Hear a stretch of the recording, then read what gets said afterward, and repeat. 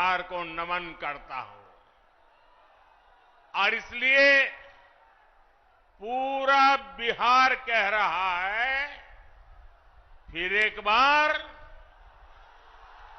फिर एक बार, फिर एक बार। साथियों, मैं जब भी आपके बीच आया हूं, आपने मुझे भरपूर प्यार दिया है, अपनापन दिया है। लेकिन आज इस मंच से एक कमी हम सबको महसूस हो रही है। हमारे लिए ये पहला ऐसा चुनाव है जब बिहार के बेटे दलितों, वंचितों के प्रिय और मेरे परम मित्र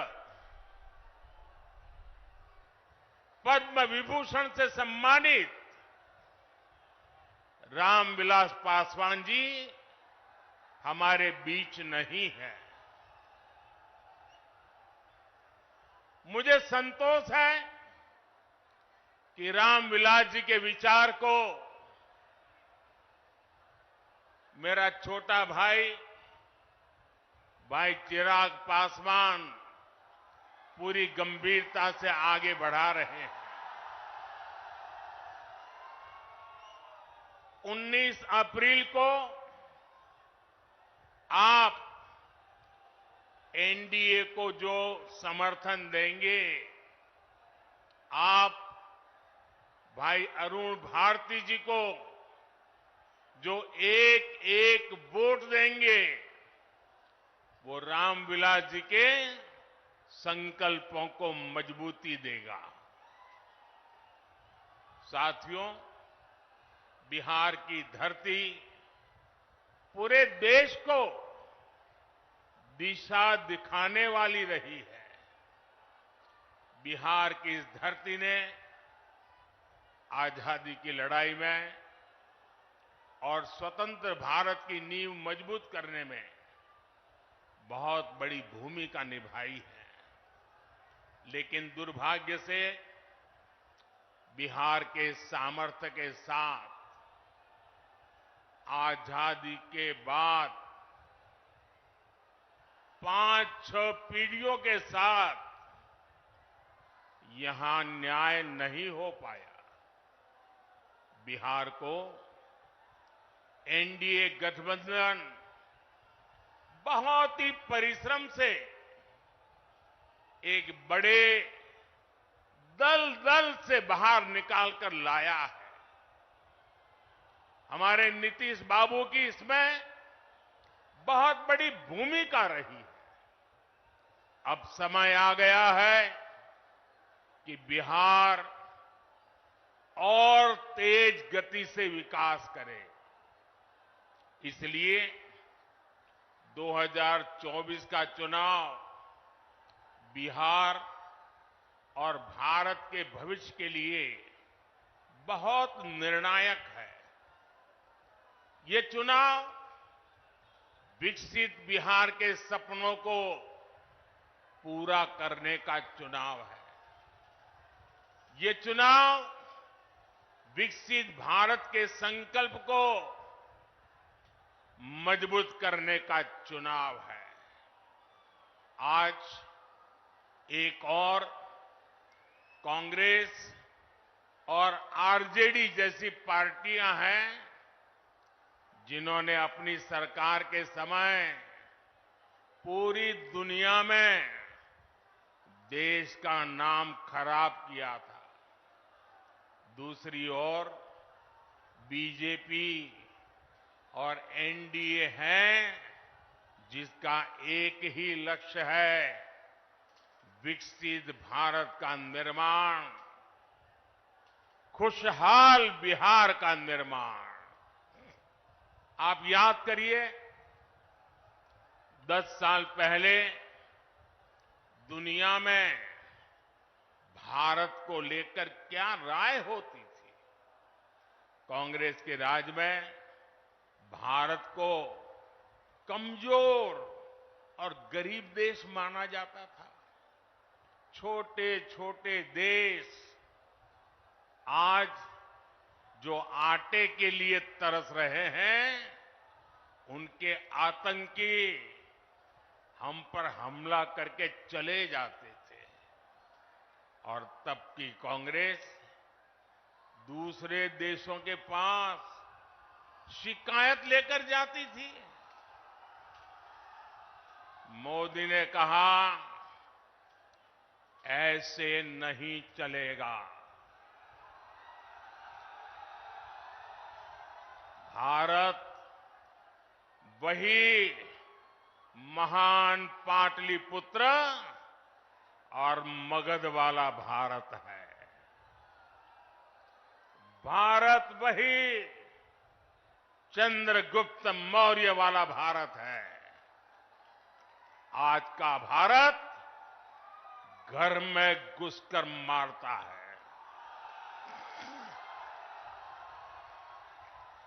आज का भारत दुनिया को दिशा दिखाता है।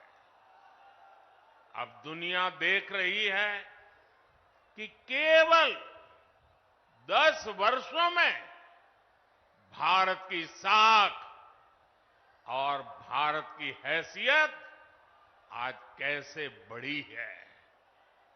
आज भारत दुनिया की 5वीं सबसे बड़ी अर्थव्यवस्था बन चुका है।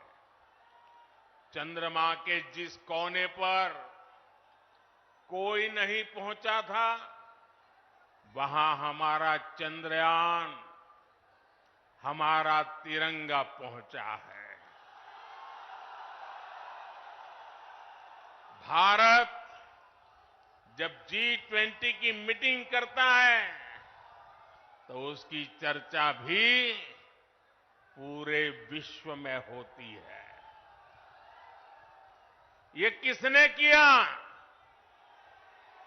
ये किसने किया? ये किसने किया? जी नहीं, आपका जवाब गलत है। ये मोदी ने नहीं, ये आपने किया है। आपके एक वोट ने किया है। आपके वोट की वो ताकत थी जिसके कारण ये सब संभव हुआ है।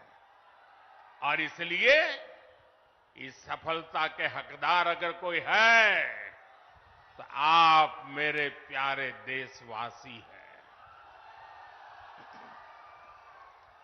साथियों, आज देश कैसे बदल रहा है, बिहार खुद इसका साक्षी है।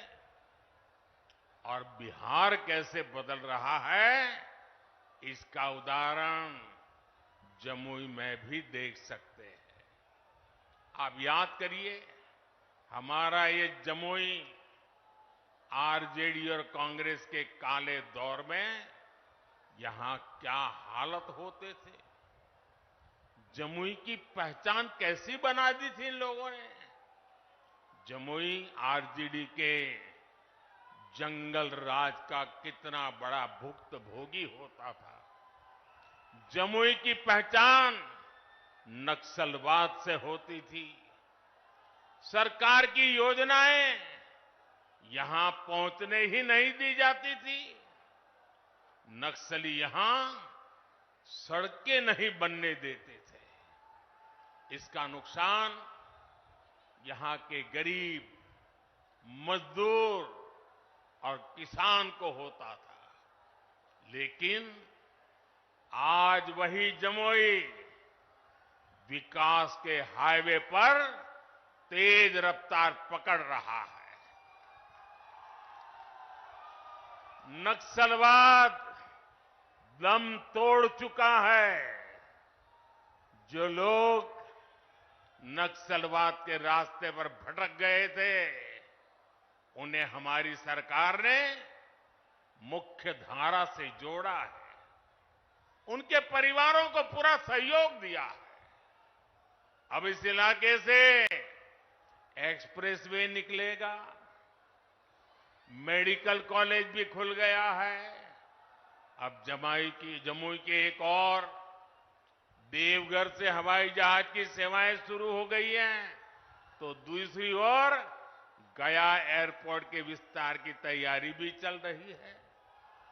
इस इलाके में इतनी प्राकृतिक सुंदरता है।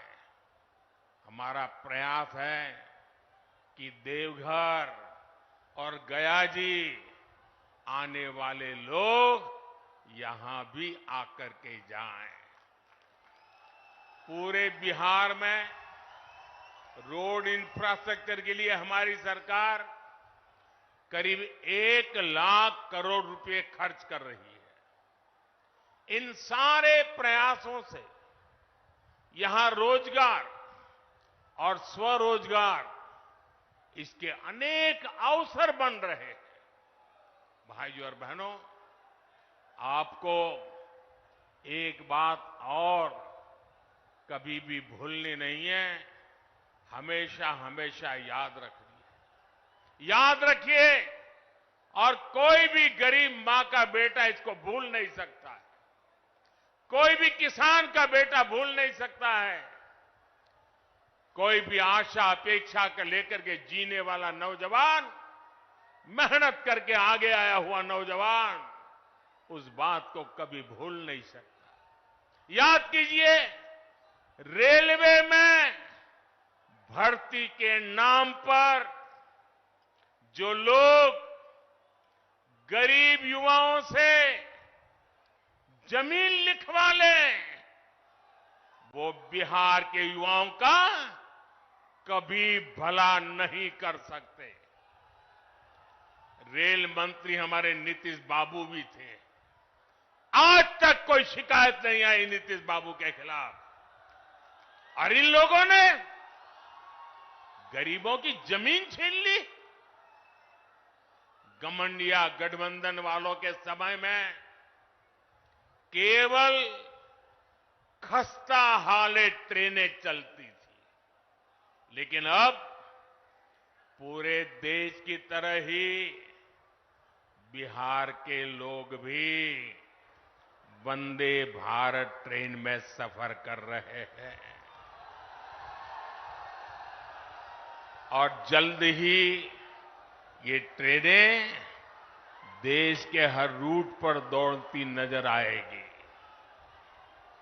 जमुई के पुराने रेलवे स्टेशन की जो हालत है, वो तो आप भली भांति जानते हैं। अब जमुई का रेलवे स्टेशन भी आधुनिक बन रहा है। कुछ महीने पहले जब नए रेलवे स्टेशन की तस्वीर दिखाई गई थी, तो सब जगह उसकी चर्चा हुई थी। वो दिन दूर नहीं जब बिहार के बड़े रेलवे स्टेशन भी एयरपोर्ट्स की तरह सुविधा युक्त होंगे। साथियों, अभी नीतीश बाबू बता रहे थे कितने सारे काम हुए हैं। भाई चिराग बता रहे थे कितने सारे काम हुए। हमारे सम्राट जी बता रहे थे कितने सारे काम हुए। और मैं भी इतने सारे काम बता सकता हूं, शायद रात भर मीटिंग चलानी पड़े, लेकिन उसके बावजूद भी भाइयों बहनों, ये मोदी है। मोदी की कुछ सोच ही अलग है। ये इतने सारे कामों की सूची बताई जाती है ना, ये 10 साल में जो हुआ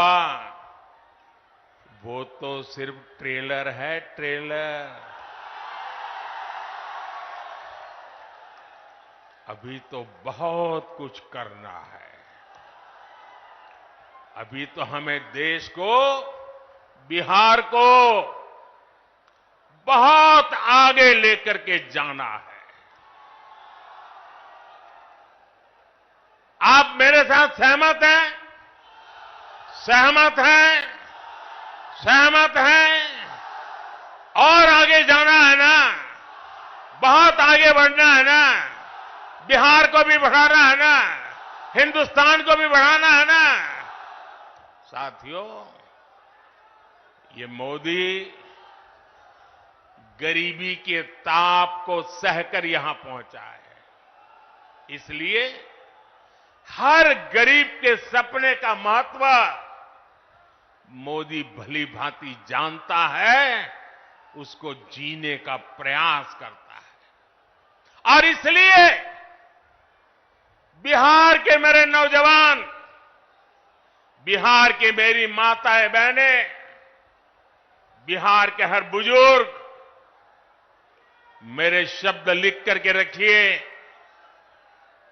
और ये मोदी की गारंटी है, आपका सपना ही मेरा संकल्प है। इसलिए केंद्र सरकार ने गरीब कल्याण को सर्वोच्च प्राथमिकता दी है। केंद्र सरकार के प्रयास से यहां बिहार में गरीबों को 37 लाख पक्के घर मिले हैं। आज बिहार के करीब 9 करोड़ जरूरतमंदों को मुफ्त राशन मिल रहा है। और मोदी की गारंटी है, अगले 5 साल भी मिलता रहेगा। बिहार में 84 लाख से ज्यादा आयुष्मान कार्ड भी बने हैं। इसलिए ही मैं कहता हूं, जब नीयत सही तो नतीजे सही। साथियों, बीजेपी सरकार इंसानों की सेवा तो कर ही रहा है। हमने पशुधन की भी उतनी ही रक्षा करने का तय किया है। केंद्र सरकार ने बिहार के करीब 2 करोड़ पशुओं को खुरपका, मुंहपका जैसी बीमारियों से बचाने के लिए मुफ्त में टीकाकरण का अभियान चलाया है। आपको कोविड के समय मुफ्त में जो मोदी ने टीका दिया वो तो याद है। मोदी पशुओं को भी टीका मुफ्त में लगा रहा है। पहले गरीबों का जो पैसा बीच में ही लूट लिया जाता था, अब वो सीधे आपके खाते में पहुंच रहा है। आज बिहार के 85 लाख से ज्यादा किसानों को पीएम किसान सम्मान निधि का लाभ मिल रहा है। यहां जमुई में ही किसानों को इस योजना के तहत 850 करोड़ रुपए से अधिक सीधे उनके बैंक खाते में पहुंचे हैं। आप मुझे बताइए साथियों, एक गठबंधन गठबंधन वालों की सरकार होती तो आपके बैंक खाते में सीधे पैसे भेजने वाली व्यवस्था बनती क्या? हो सकता क्या? आरजेडी कांग्रेस आपके हक के सारे पैसे भी लूट लेते और आपसे साइन भी करा लेते कि हां पैसा मिल गया है। साथियों, आज देश के सारे भ्रष्टाचारी जो हमेशा एक दूसरे से लड़ते थे, एक दूसरे पर भ्रष्टाचार के आरोप लगाते थे, एक दूसरे को जेल में बंद करने की मांग कर रहे थे, अब वो सब मिलकर मोदी आया।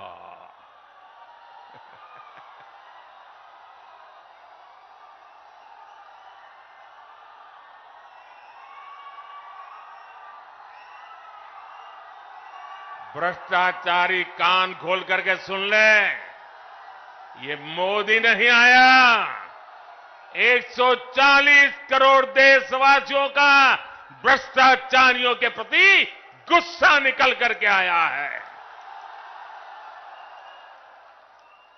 और इसलिए ये मोदी के खिलाफ अनाप शनाप पता नहीं क्या क्या बोलते हैं। साथियों, मैं कहता हूं भ्रष्टाचार हटाओ। मोदी कहता है भ्रष्टाचार हटाओ, वो कहते हैं भ्रष्टाचारी बचाओ। आप मुझे बताइए, भ्रष्टाचार हटना चाहिए कि नहीं हटना चाहिए? इस देश से भ्रष्टाचार जाना चाहिए कि नहीं जाना चाहिए? हर स्तर पर से भ्रष्टाचार जाना चाहिए कि नहीं जाना चाहिए? जिन्होंने लूटा है उन्होंने लौटाना पड़ेगा कि नहीं पड़ेगा? साथियों, ये कौन लोग हैं जो भ्रष्टाचार के खिलाफ इतनी बड़ी लड़ाई का विरोध कर रहे हैं? आप देखिए, एक तरफ एनडीए सरकार है जो नए उद्योग लगाने की बात करती है, दूसरी ओर ये लोग हैं जिनकी पहचान अपहरण उद्योग की रही है। एक तरफ एनडीए सरकार है जो सोलर पावर और एलईडी लाइट की बात करती है, दूसरी ओर एक गठबंधन गठबंधन वाले लोग बिहार को लालटेन युग में रखना चाहते हैं। हम नीतीश जी के सहयोग से बिहार में हाईवे और एक्सप्रेसवे बना रहे हैं, जबकि आरजेडी ने बिहार को गड्ढे और खाई में धकेल दिया था।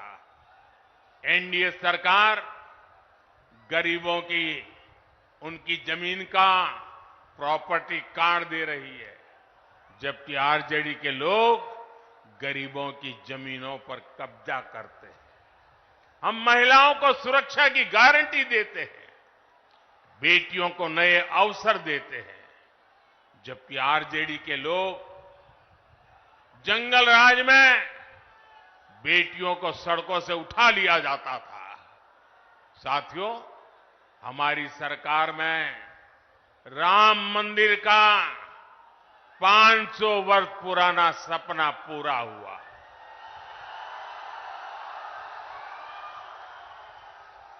जबकि यही आरजेडी कांग्रेस ने राम मंदिर ना बने इसके लिए पूरी ताकत लगा दी थी। आज भी ये लोग राम मंदिर का उपहास उड़ाते हैं, अपमान करते हैं। साथियों, कांग्रेस हो या आरजेडी, इन्होंने हर मौके पर बिहार और बिहारी गौरव का अपमान किया है। यही कांग्रेस और आरजेडी की जिसने कर्पूरी ठाकुर का अपमान किया था।